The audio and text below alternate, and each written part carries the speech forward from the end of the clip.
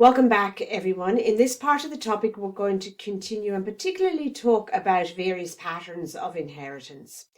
So, for the learning objectives, they are to be able to describe the various patterns of inheritance, be able to define and discuss using examples, complete dominance, codominance, and incomplete dominance, be able to predict the probability of inheriting certain genotypes and phenotypes using Punnett squares, and be able to outline sex-linked and polygenic inheritance. So we'll start with the dominant and recessive traits.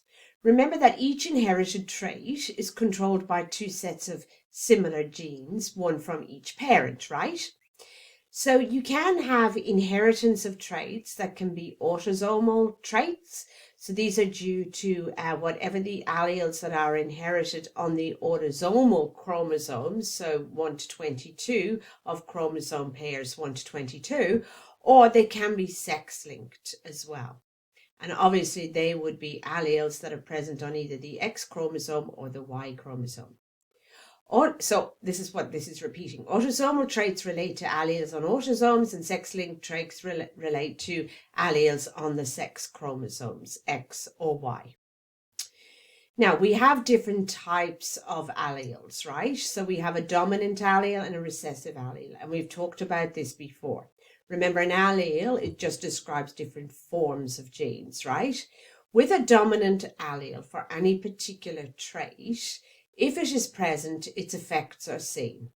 So it's capable of masking the effects of a recessive allele for the same trait. So if the trait is inherited in terms of this dominant or recessive pattern, if you just have one copy of the dominant allele out of the two alleles that are inherited, then you will see the effect of the dominant allele.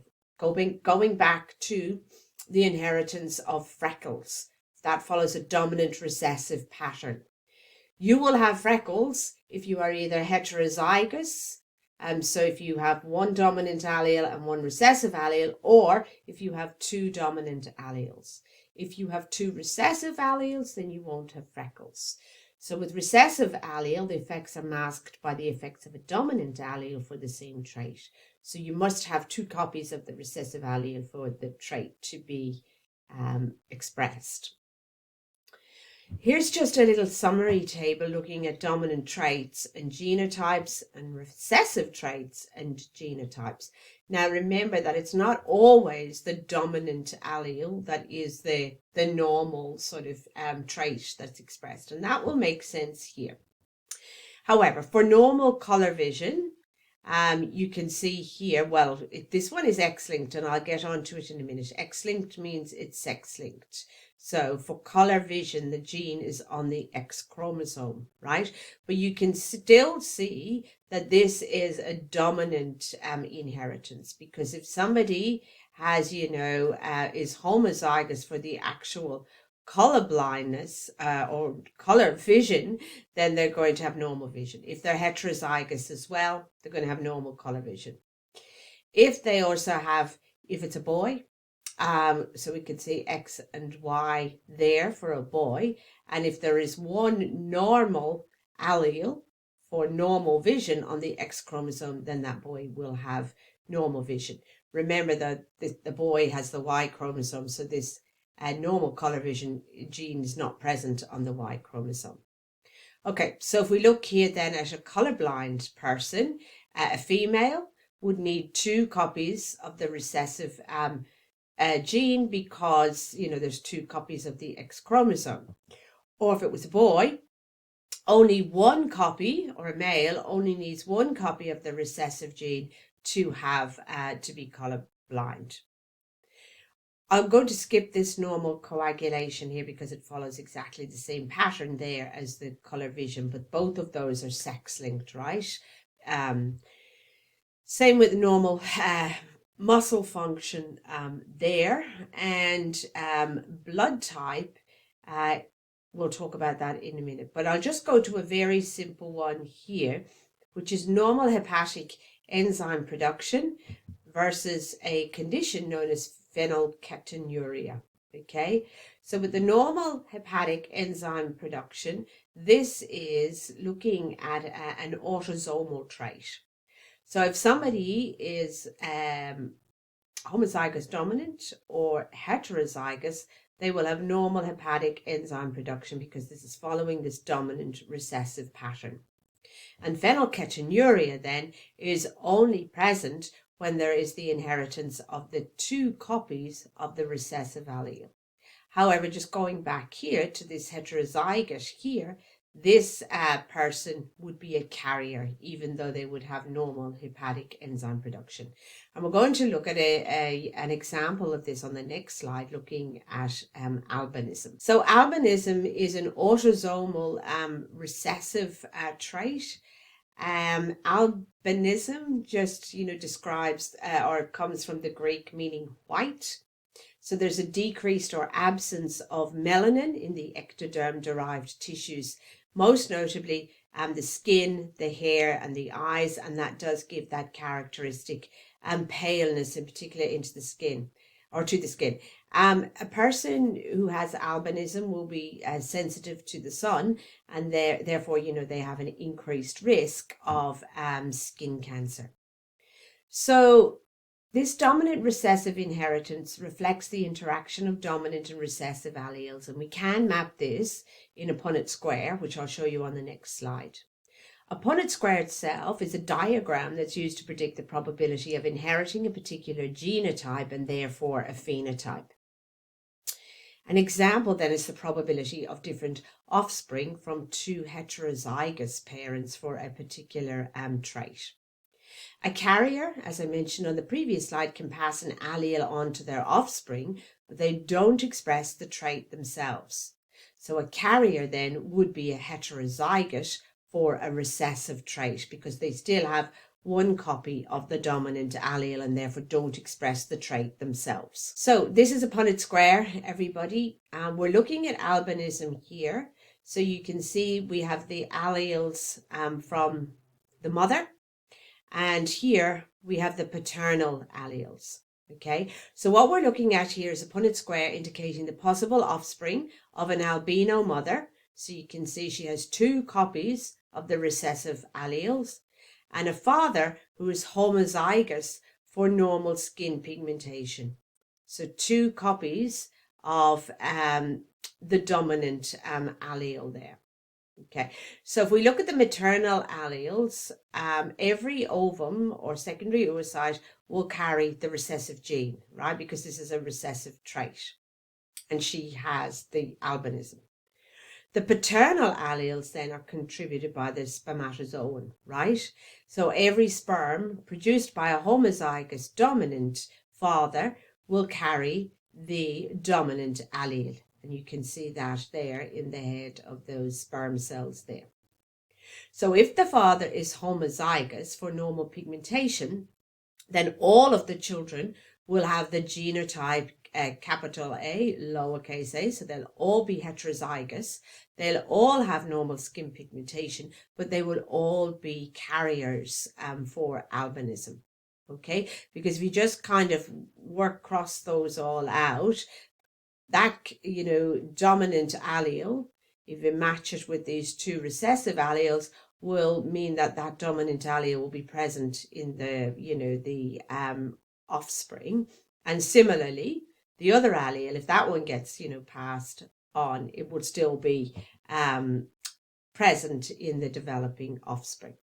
Now let's have a look at a different situation here. We're looking at a Punnett square indicating the possible offspring of an albino mother again. So you can see the 2 recessive alleles there, and a father who is heterozygous, so he's a carrier, but it still has normal skin pigmentation themselves, right? So here we have 1 dominant allele and 1 recessive allele.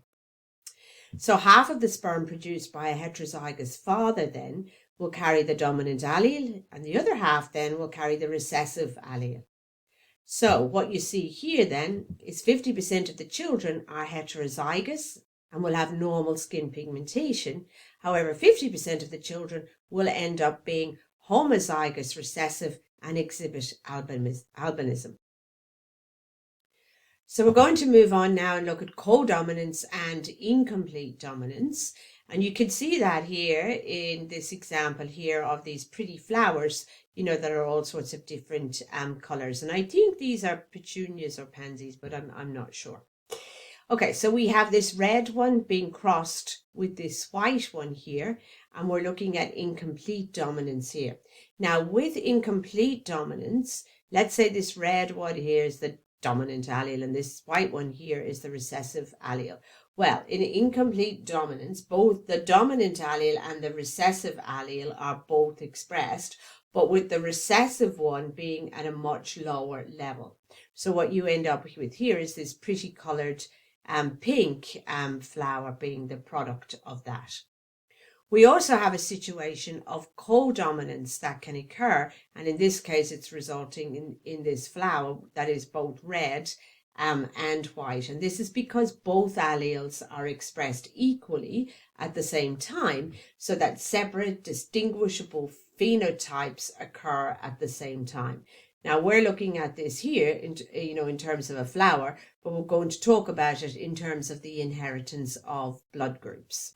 So as I mentioned, with incomplete dominance, both the dominant allele and the recessive allele are expressed, with the recessive being at a much lower level. So somebody with the heterozygote genotype will then have a phenotype that is between homozygous dominant and homozygous recessive phenotypes. An example is a clinical condition called beta thalassemia, which is a disorder of a gene at chromosome 11. You don't need to remember that. And it results in abnormal production of beta globulin in the hemoglobin. Okay, so as a result of that, people with the, who are heterozygotes will have mild anemia in the phenotype.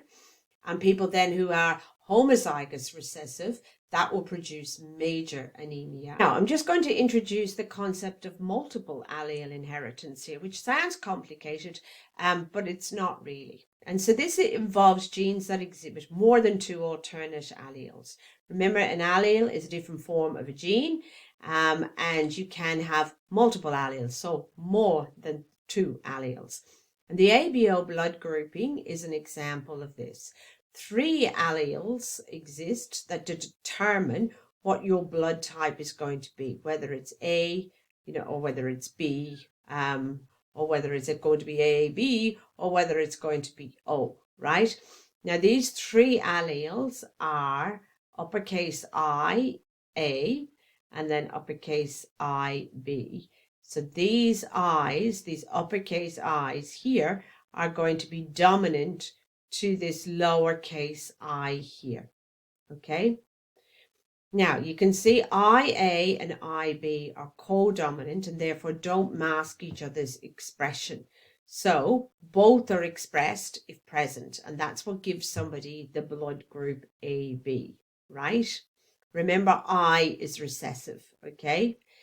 Now, what we're looking at here is the phenotype. Now, you know the different types of blood groups that can exist. They're type A, type B, type AB, and type O. Now, when we were studying this previously, we didn't really go into the genetics of this. Remember, your blood group is inherited from your parents, right? So you could have a genotype I, or uppercase I, with the A. So those 2 alleles could be inherited together. And that, of course, will give you blood type A, right? But remember, I said that the little I is recessive to the capital I there. So you could inherit this allele from your mother, let's say, and this allele from your father. But you're still going to have blood group A because this allele, when present, masks the effect of this allele. Okay, similarly to type B, you could inherit these alleles from your parents. Of course, that's going to give you type B, because you're going, yeah. And then this one here is, going to give you type B as well for the same reason. This allele here is dominant to this recessive allele here. We're talking codominance though. We know that people do have blood group AB, and that's because they inherit one of these dominant alleles from their mother and the other dominant allele from their father. that leads to the expression, of the A and B antigens on the red blood cells, giving them type AB blood group.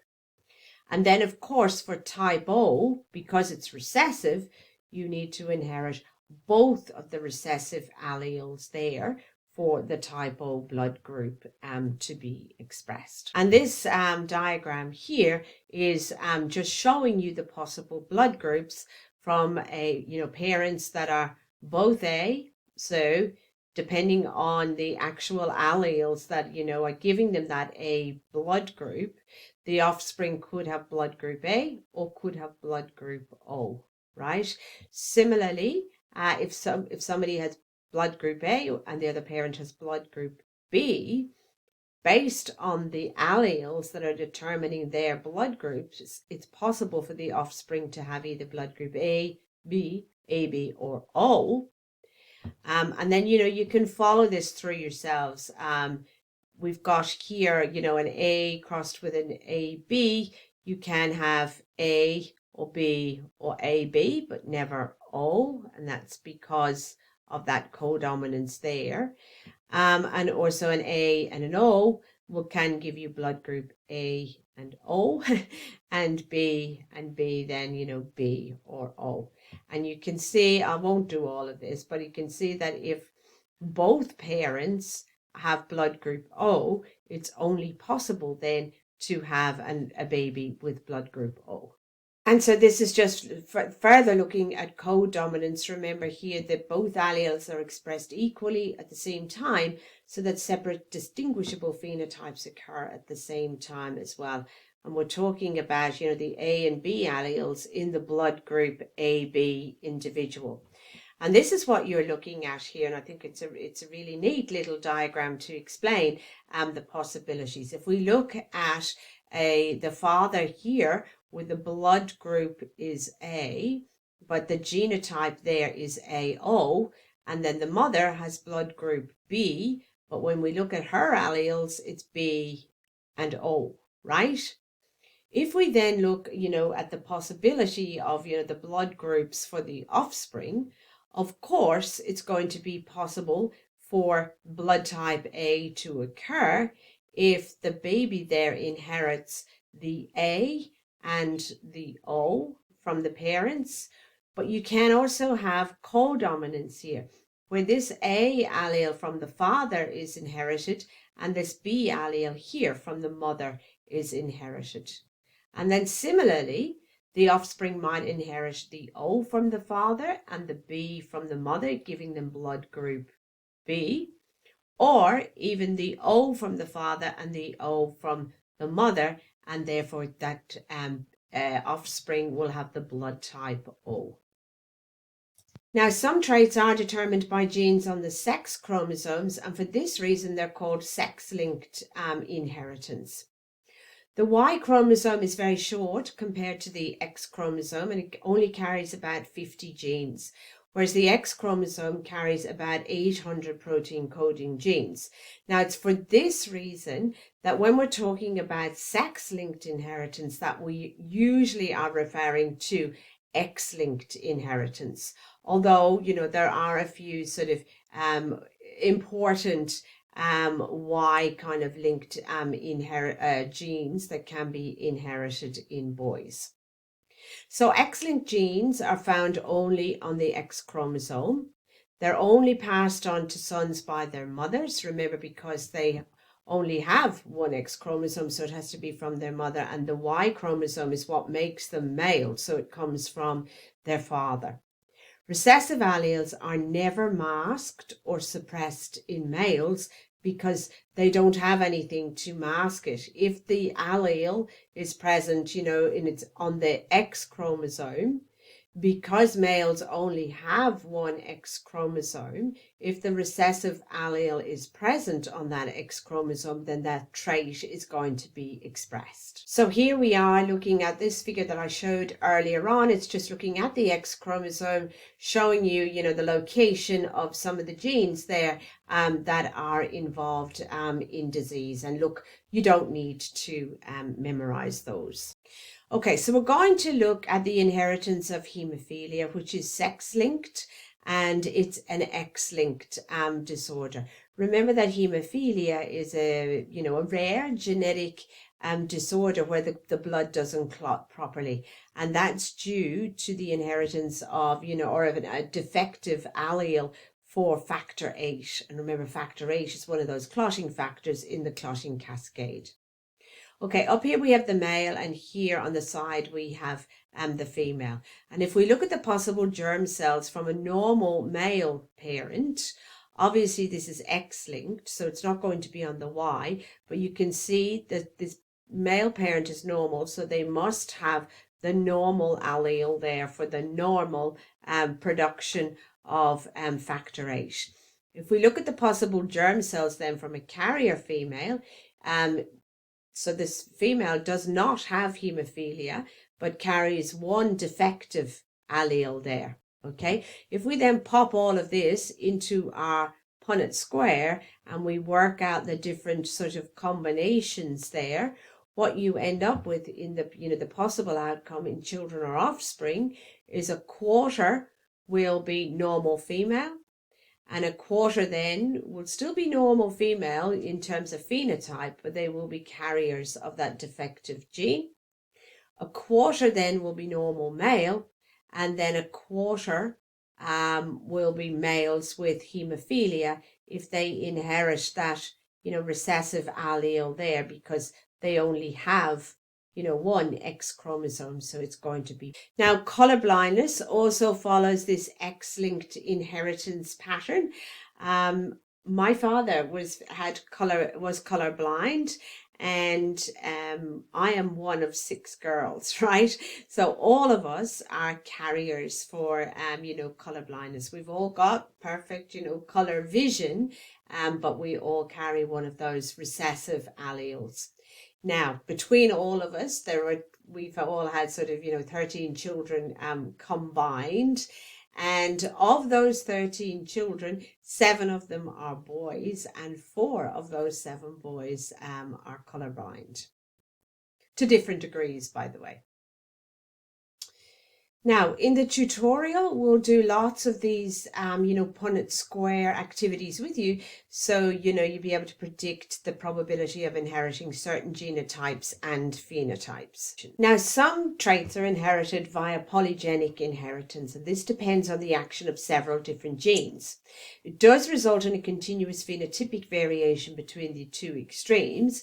But because there are several different genes involved, it makes it much more difficult to predict inheritance.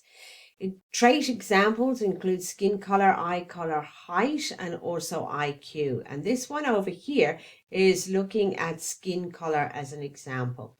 If we start up here at our P generation, we have our 2 parents, and the alleles for dark skin, so A, B, and C, are incompletely dominant over those for light skin or very light skin here. Now you can see the first generation offspring then will have 3 units of darkness, which will give sort of this intermediate pigmentation, as you can see here. And then the second generation offspring have a wide variation. Then, if you cross those 2, impossible pigmentations from the very light spectrum out to the very dark spectrum. We're going to now finish up by looking at genetic differences and what causes them. They can be inherited, or they can arise just spontaneously. If they are inherited, they must at some time have arisen spontaneously in a previous generation.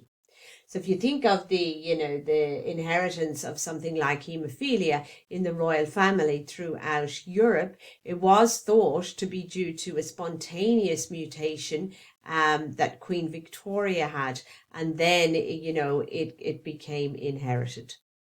Genetic changes or mutations can arise when a mistake is made when DNA is being copied to begin with. The DNA can be damaged by mutagens like chemicals. There are lots of different chemicals, that are known to be mutagens, say such as ethidium bromide. Free radicals can also damage DNA, and so can radiation. Repair mechanisms do exist. If you remember through your cell cycle, that there are those checkpoints where, repair can be made, but they might miss something. If a mutation occurs in the gonads that affects the germ cells, then it may affect the offspring. And if a mutation occurs in the rest of the body, of course, it can lead to something like cancer. Now, we don't expect you to know too much about the sort of mechanisms behind genetic mutations, but these types of genetic changes can affect protein function or production, and these include substitutions or point mutations. This is where one nucleotide base is replaced for another. Insertion, an extra nucleotide base appear in the usual sequence, and you can see this here. And finally, deletion then is missing nucleotide bases in a sequence. And of course, extra chromosomes or chromosome rearrangements can also affect protein function and production. I guess you might be thinking, what's the significance then of genetic mutations? Well, gene differences naturally arise in the population through mutation. Those that assist survival are selected for, and those with pathological consequences are selected against. Okay. Variation can assist survival by introducing changes that could better suit a location or environment. So remember that, theory of survival of the fittest, or ensuring that pathological infectious agents cannot spread through an entire population. And a really, really interesting example of this is the inheritance of the CCR5 delta 32 mutation, which confers resistance to the plague, to smallpox, and to either HIV progression or prevention of HIV infection completely. Now, let me just give you a bit of background to this. We all know that CD4 is one of the receptors that HIV uses to enter T cells and macrophages and stuff. Until in the mid-90s, we didn't know what the co-receptor was. And then we found the co-receptor was CXCR4 on T cells and this CCR5 here on macrophages. Now, what some investigators did was they looked at the incidence of this delta 32 mutation that exists. And people who were heterozygous for this and had a HIV infection seemed to progress slower through their the course of the disease of the HIV infection. Now, I'm talking, prior to highly active antiretroviral therapy here. Now, people that were homozygous for this deletion actually couldn't be infected at all. I'm wild type, so I have two of these normal sort of alleles. And so if I was to be infected with HIV and there was no highly antiretroviral therapy available, then probably the course of my disease would follow the historical course of 10 years. But there's some fantastic studies here that have looked way back in time at, the bubonic plague or the Black Death, and people who survived the plague, and those people, who are surviving or, having that difference in HIV progression or not being able to be infected, are descendants of these people that have survived the plague. Not all the time, but there is a very strong link there. And I just think that's absolutely fascinating. Okay, just to finish up, you don't need to remember any of this, but there is lots of prenatal testing of the, during pregnancy for the identification of, birth anomalies. So things like non-invasive prenatal testing, ultrasound, testing of the chorionic villus, and amniocentesis and things like that. But that's just for general knowledge. We don't expect you to know too much about that at this stage.